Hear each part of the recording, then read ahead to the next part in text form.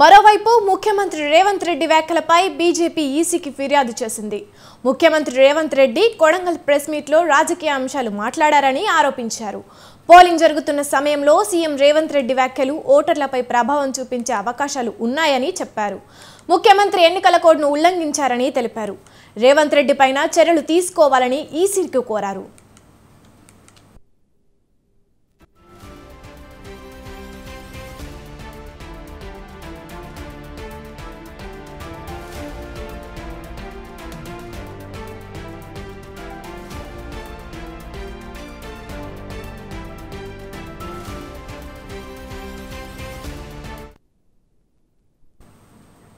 ఇక ఇదే అంశంపై పూర్తి వివరాలు బీజేపీ కార్యాలయం నుంచి మా ప్రతినిధి శ్రీనివాస్ లైవ్ ద్వారా అందిస్తారు.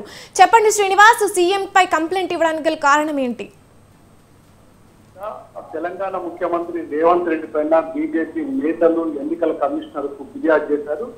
ముఖ్యమంత్రి రేవంత్ రెడ్డి తన సొంత నియోజకవర్గమైనటువంటి కోడంగల్లో ఓటు వేసిన తర్వాత మీడియాతో మాట్లాడారు. ఈ మీడియా సమావేశంలో ముఖ్యంగా రేవంత్ రెడ్డి ఎన్నికల నిబంధనలు ఉల్లంఘించి రాజకీయ అంశాలు, అదేవిధంగా గత హామీలను అమలు చేస్తాము అంటూ అనేక అంశాలను ప్రస్తావించారు. ఈ అంశాలు పూర్తిగా ఓటర్లను ప్రభావితం చేసే విధంగా ఉన్నాయి. అదే విధంగా ఎన్నికల కోడ్ను ఉల్లంఘించి రాజకీయ అంశాలతో పాటు ప్రభుత్వం చేపడుతున్నటువంటి ఇతర సంక్షేమ పథకాలు, అభివృద్ధి పథకాలతో పాటు బీజేపీ పైన కూడా, ప్రధాని నరేంద్ర మోడీ పైన కూడా విమర్శలు చేశాడు. ఇలాంటి అంశాలను ఈ ఎన్నికలు జరుగుతున్న సమయంలో మాట్లాడడం చాలా విరుద్ధము, ఎన్నికల నిబంధనలను ఉల్లంఘించారు అనేటువంటి అంశాలతో కూడినటువంటి దాన్ని ఎన్నికల సంఘానికి బీజేపీ రాష్ట్ర ప్రధాన కార్యదర్శి కాసం వెంకటేశ్వర్లు ఫిర్యాదు చేశారు.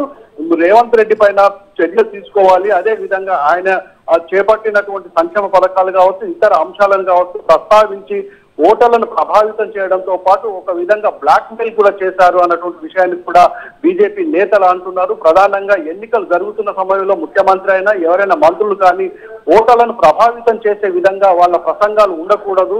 అదే విధంగా ఆ ఓటర్ బూత్ కు సమీపంలో మీడియా సమావేశాలు కూడా నిర్వహించకూడదు అన్నటువంటి విషయాన్ని ఉల్లంఘించినాడు ముఖ్యమంత్రి పైన. ఇలాంటి అంశాలతో కూడినటువంటి ఫిర్యాదులతో కూడినటువంటి విషయాన్ని ఎన్నికల సంఘం దృష్టికి తీసుకువెళ్లారు. ఇప్పటికే బీజేపీ నేతలు ఇటు ఫిర్యాదు చేయడంతో పాటు ఆయన మీద చర్యలు తీసుకోవాలని డిమాండ్ చేస్తున్నారు. ఇలాంటి ప్రకటనలు ఎవరు చేసినా కూడా వాళ్ళపైన ఎన్నికల సంఘం ఫిర్యాదు చేసిన వెంటనే చర్యలు తీసుకోవాలి. ఈ అంశాన్ని తాము ఫిర్యాదు చేయడంతో పాటు అక్కడ ఉన్నటువంటి ఎన్నికల అధికారులకు, అదే విధంగా కలెక్టర్ కూడా పూర్తి సమాచారం తెచ్చుకొని వాళ్ళపైన చర్యలు తీసుకోవాలన్నటువంటి విషయాన్ని ఇటు బీజేపీ నేతలు అంటున్నారు.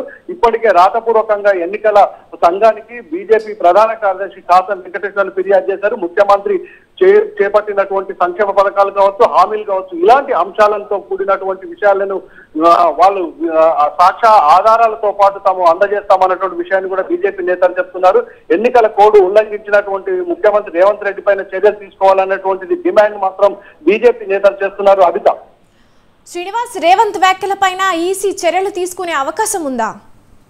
ముఖ్యంగా వాటన్నిటినీ ఆధారాలతో కూడినటువంటి అంశాలను, అదే విధంగా ఇక్కడ మీడియాలో వచ్చినటువంటి కథనాలను ఎప్పటికప్పుడు ఇటు ఎన్నికల సంఘం కూడా సేకరిస్తుంది. అదే విధంగా బీజేపీ నేతలు కూడా దానికి సంబంధించినటువంటి ఆధారాలు కావచ్చు, ఆయన మాట్లాడిన అంశాలను కావచ్చు ఎన్నికల సంఘానికి ఫిర్యాదు చేయడంతో పాటు వాటన్నిటిని అందజేసే అవకాశం ఉంది. వీటన్నిటిని పరిశీలించిన తర్వాత ఒకవేళ ముఖ్యమంత్రి రేవంత్ రెడ్డి ఎన్నికల నిబంధనలకు విరుద్ధంగా ఆయన ప్రసంగం కావచ్చు, ఆయన అంశాలు కావచ్చు ఓటర్లను ప్రభావితం చేసినట్లయితే తప్పకుండా ఎన్నికల సంఘం ఆయన మీద చర్యలు తీసుకునే అవకాశం ఉందని చెప్పవచ్చు. Abitha, right, thank you Srinivas.